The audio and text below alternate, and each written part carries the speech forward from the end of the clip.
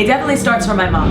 My mom she's such a wise woman. Always, my mom was a mom and a wife at a very young age back in the Caribbean. That's what they did. And I feel like she's always had an old soul, and she's always told me that way.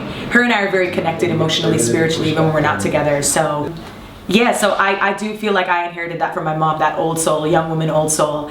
And everything in my life, I've really just been blessed to be able to tap in and know that it's not just coincidence, the things that I've been able to learn and experience and see from a very young age. And I've always had that sense of maturity, especially emotional maturity. I've had a sense of emotional maturity from a very, very young age. And I think that that's one of the greatest tools I think any adult can give themselves, even if you develop it later in life, is emotional security and emotional development, because that allows you to interact with people, that allows you to cope with life.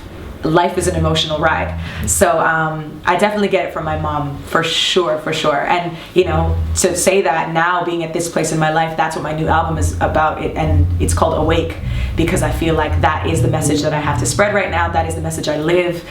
Those are the words I live by: being present, being awake, being conscious, being here, appreciative, thankful, grateful, being positive, being a light. And I think spirituality within myself, understanding the power that is within me, within all of us, the power that we have to think, create, speak what we want in our lives. And that goes from the positive things, the negative things, people, instances, circumstances you find yourself in. And it was really the moment where I had to get really low and kind of break down and find myself at one of the lowest places in my life, where so much has changed, personal, professional. I was being tested on every level, but it was finding that center of spirituality within myself is what really allowed me to stand up again and feel strong and feel awake.